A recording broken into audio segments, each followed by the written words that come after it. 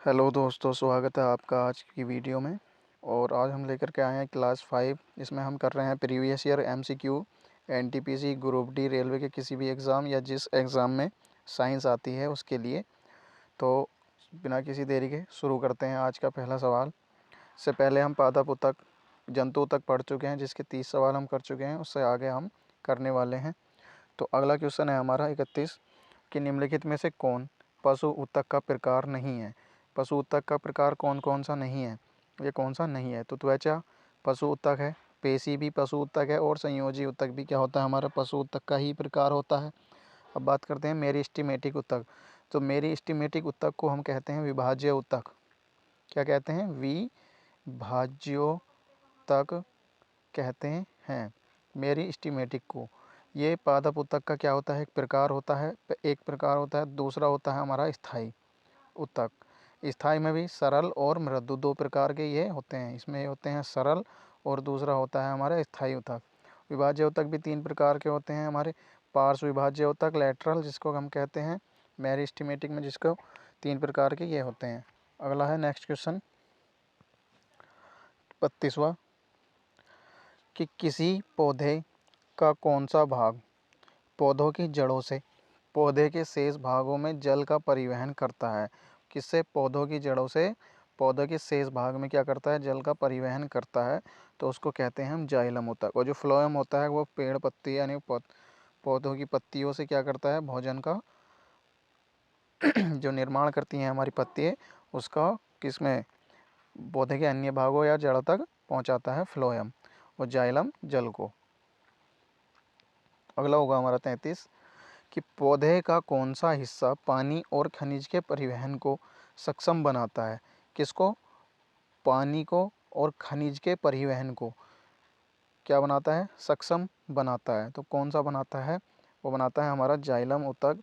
जो होता है वो हमारा पानी और खनिज पदार्थ, जिसको हम कहते हैं, ये किससे प्राप्त करता है, हमारे पौधों की जड़ों से। पौधों की जड़ों से क्या जो ग्रहण करती हैं पौधे विभिन्न प्रकार के खनिज और पानी को, वो पौधों के विभिन्न भागों में पहुंचाता है।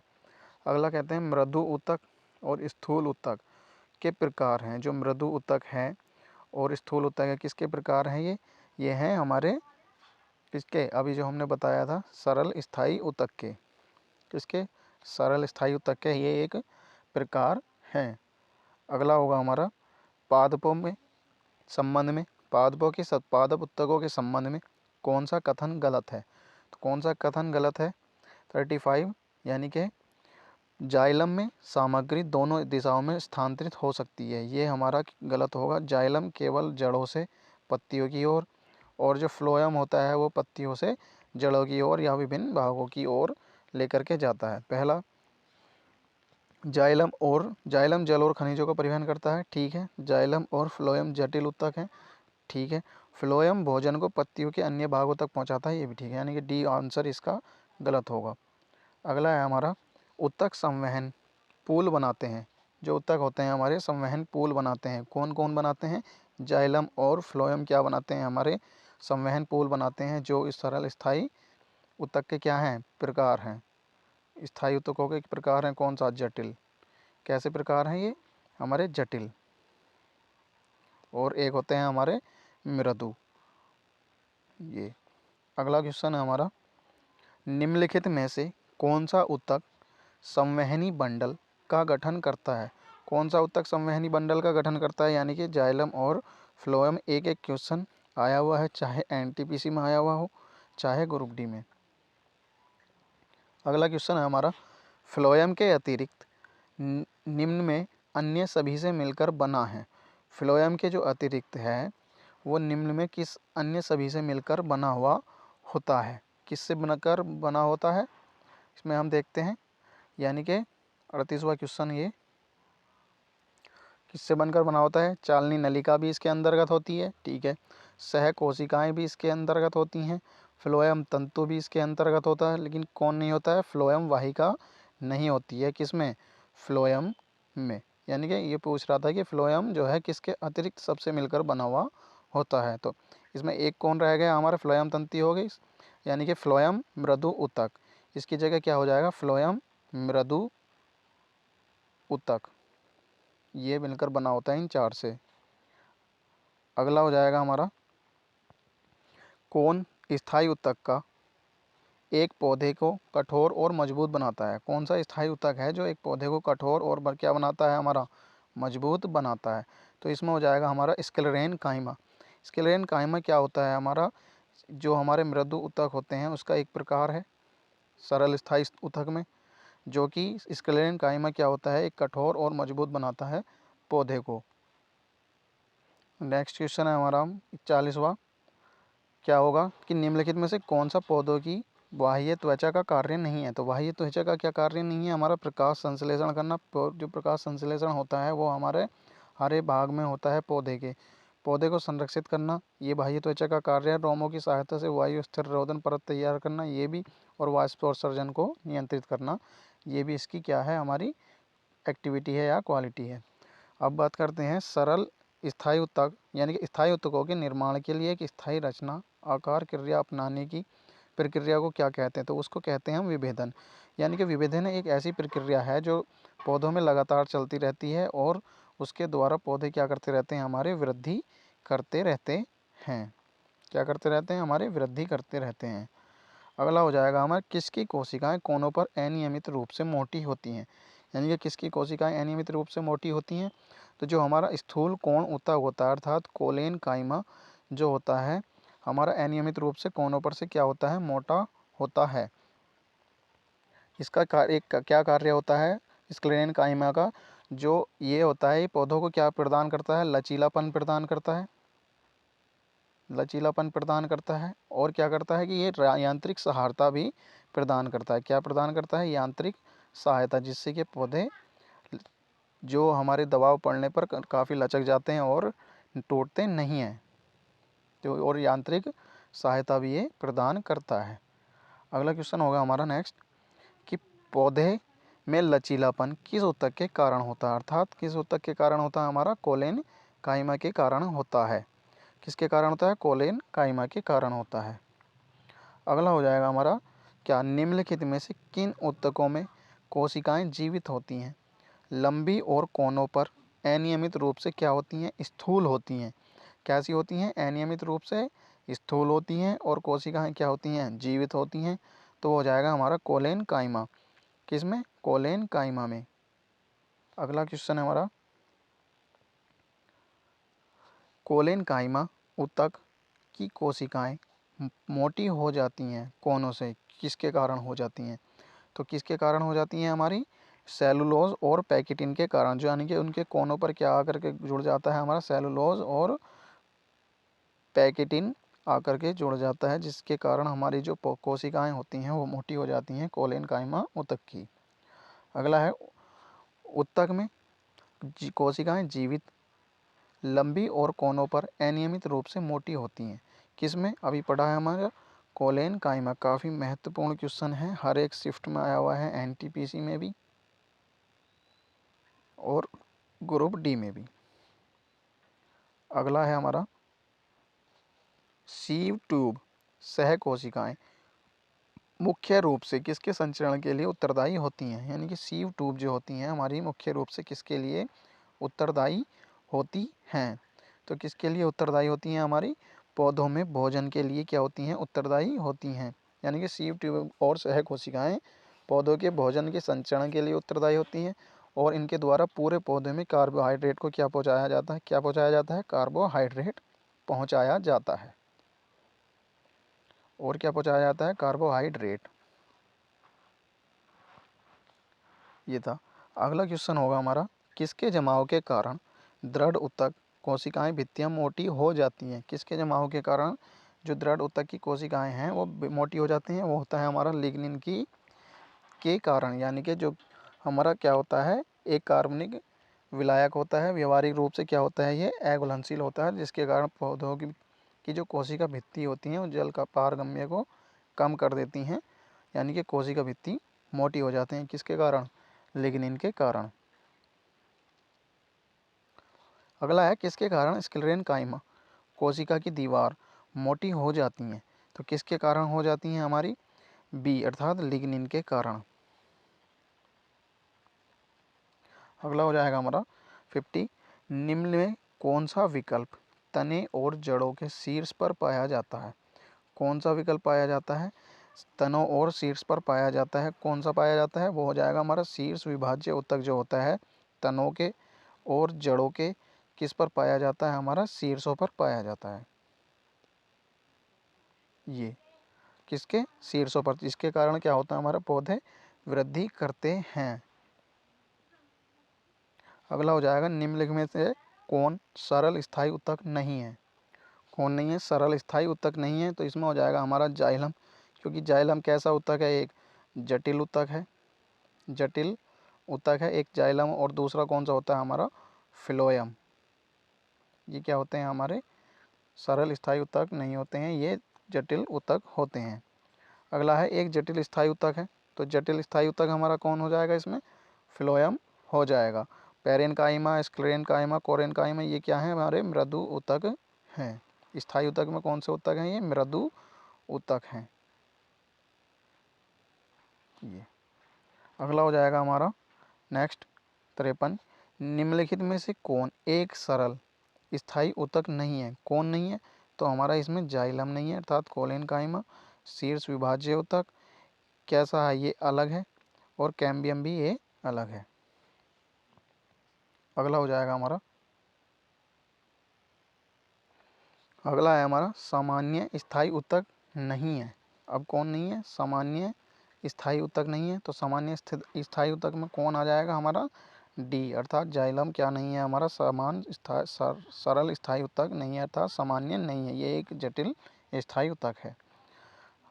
अगला हो जाएगा हमारा निम्नलिखित में से कौन एक सरल स्थायी ऊतक नहीं है? अर्थात सरल जाइलम नहीं है, अर्थात सभी शिफ्टों में क्वेश्चन आया हुआ है, बहुत ही मोस्ट है। अगला हो जाएगा हमारा कौन सा ऊतक मुख्य रूप से मृत कोशिकाओं से बना हुआ होता है? तो कौन सा ऊतक होता है जो मृत कोशिकाओं से बना होता है? तो जाइलम मृत कोशिकाओं से मिलकर बना हुआ होता है। अगला है पौधे के उस तत्व का नाम बताइए, पौधे में उस ऊतक का नाम बताइए जो जड़ों से अन्य हिस्सों तक पानी और खनिजों को पहुंचाता है। वो हो जाएगा हमारा जाइलम।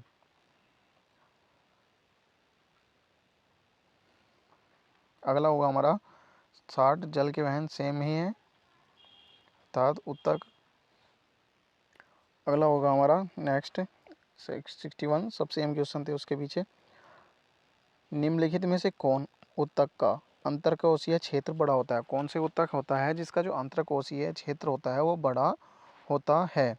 2018 शिफ्ट सेकेंड 2000 यानी कि 22/9/2018 में आया हुआ क्वेश्चन है।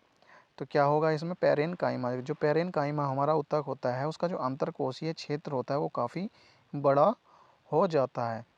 अगला क्वेश्चन होगा हमारा नेक्स्ट कि पौधों के तनों में छल्ले के रूप में पाई जाने वाली आकृति जो उनकी वृद्धि में सहायक होती है, और उनमें और निम्नलिखित ऊतक पाए जाते हैं। कौन कौन से ऊतक उसमें पाए जाते हैं? तो वो हो जाएगा हमारा लेटरल मेरिस्टेमेटिक, अर्थात पार्श्व विभाज्य ऊतक। कौन सा हो जाएगा? हमारा पार्श्व विभाज्य ऊतक। इसको हिंदी में कहते हैं पार्श्व विभाज्य ऊतक।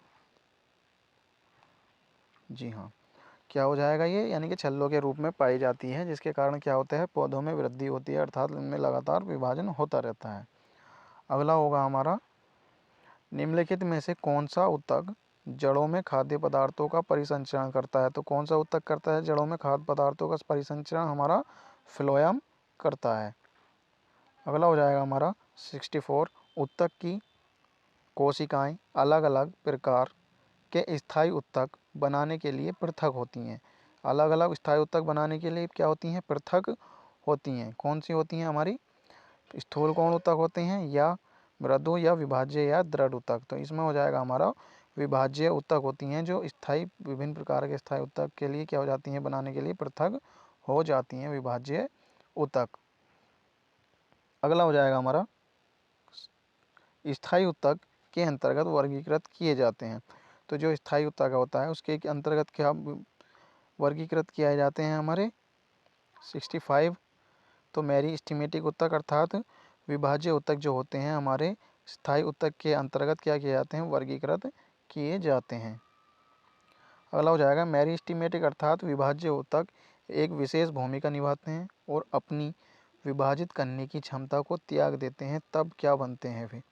वो तब क्या बन जाते हैं जब वे अपने विभाजन की क्या होती है क्षमता त्याग देते हैं, तब क्या बन जाते हैं? वे स्थायी ऊतक बन जाते हैं। सेम क्वेश्चन है, बस क्या बना दिया है, उसका लैंग्वेज चेंज कर दी है। ग्रुप डी 2018 शिफ्ट सेकंड और ये भी 2018 शिफ्ट थर्ड में आया हुआ क्वेश्चन है। अगला हो जाएगा ऊतक एकमात्र पादप ऊतक है जो कोशिका विभाजन द्वारा नई कोशिकाओं का उत्पादन करता है। कैसा ऊतक है एकमात्र पादप ऊतक जो कोशिका विभाजन के द्वारा नई कोशिकाओं का उत्पादन करता है? तो कौन सा हो जाएगा हमारा? विभाज्य ऊतक यानी कि मेरिस्टेमेटिक ऊतक जिसको हम कहते हैं। अगला हो जाएगा हमारा रूट टिप। क्या है हमारा? रूट टिप या शूट टिप, बहुत ही मोस्ट क्वेश्चन। कौन सा ऊतक पाया जाता है? रूट टिप अर्थात शूट टिप में कौन सा ऊतक पाया जाता है? तो वो होता है हमारा विभाज्य ऊतक पाया जाता है। यानी कि विभाज्य ऊतक कौन सा होता है हमारा? एपिकल और लेटरल और इंटरकैलरी और हमारा कौन सा हो जाएगा? एक तीन प्रकार के हो गई है, हाँ तीन ही प्रकार के हो गई है हमारे। एपिकल मतलब जो हो जाएगा शीर्ष, और लेटरल मतलब पार्श्वीय, और ये हो जाएगा हमारा अंतर्विष्ट विभाज्य ऊतक। अगला हो जाएगा हमारा अंतर्वेशी विभाज्य ऊतक अर्थात इंटरकैलरी मेरिस्टेमेटिक पाए जाते हैं। कहाँ पर पाए जाते हैं ये? जो अंतर कैलोरी जो विभाज्य ऊतक होते हैं वो कहाँ पर पाए जाते हैं? तो होते हैं पत्तियों के तल में। जो इंटर कैलोरी जो होते हैं वो पाए जाते हैं पत्तियों के तल में पाए जाते हैं, यानी कि यहाँ पर। अगला हो जाएगा हमारा किसके कारण जड़ तथा तने के घेरे में क्या हो जाती है? वृद्धि हो जाती है। किसके कारण हो जाती है? हमारी पार्श्व विभाज्य ऊतक के कारण, अर्थात बी इसका सही आंसर हो जाएगा। अगला है हमारा एक पौधे के तने या जड़ का घेरा किस कारण बढ़ जाता है? तो किसका कारण बढ़ता है? जड़ या तने का घेरा किसके कारण बढ़ता है? 71 यानी कि लेटरल अर्थात पार्श्वीय विभाज्य ऊतक के कारण। अगला है तने या जड़ का घेरा किसके कारण बढ़ता है? अर्थात लेटरल विभाज्य ऊतक के कारण। अग्र शीर्ष मेरिस्टेमेटिक के शीर्ष विकसित होती शिखा पर पाया जाता है। कौन पाया जाता है? तने और किस पर पाया जाता है? हमारा जड़ों पर, तनों पर और जड़ों पर, यानी कि ए इसका सही आंसर होगा। अगला है हमारा 74 पौधों में प्राथमिक वृद्धि होती है। पौधों में जो प्राथमिक वृद्धि होती है वो किसके कारण होती है? तो किसके कारण होती है? एक तो अंतर्वेशी विभाज्य ऊतक के कारण होती है और दूसरा शीर्ष विभाज्य ऊतक के कारण होती है प्राथमिक वृद्धि। किसमें? पौधों में प्राथमिक वृद्धि मेरिस्टेमेटिक अर्थात अंतर्वेशी और शीर्ष विभाज्य अर्थात सी और डी के कारण। अगला है लास्ट क्वेश्चन हमारा एरिओलर ऊतक अंगों के स्थान भरता है और अंगों को सहारा देता है और ऊतकों की मरम्मत करता है। कौन करता है? 75 तो कौन करता है हमारा? तो क्या हो जाएगा इसमें? यानी कि जो एरिओलर ऊतक होता है वो अंगों के अंदर के स्थान को भरता है और आंतरिक अंगों को क्या करता है? वो सहारा प्रदान करता है। तो इसका ए आंसर सही हो जाएगा। ये थे आज की क्लास। 75 क्वेश्चन हमने 30 से करे हैं ये। तो वीडियो अगर पसंद आए तो लाइक शेयर और सब्सक्राइब ज़रूर करें, हमारे चैनल से जुड़े रहें। यह है यूथ कंपटीशन की प्रीवियस ईयर PYQ क्वेश्चन। एक एक क्वेश्चन आया हुआ है, सेलेक्टेड क्वेश्चन है, बहुत ही मोस्ट इम्पोर्टेंट है कि रेलवे के एग्ज़ाम के लिए।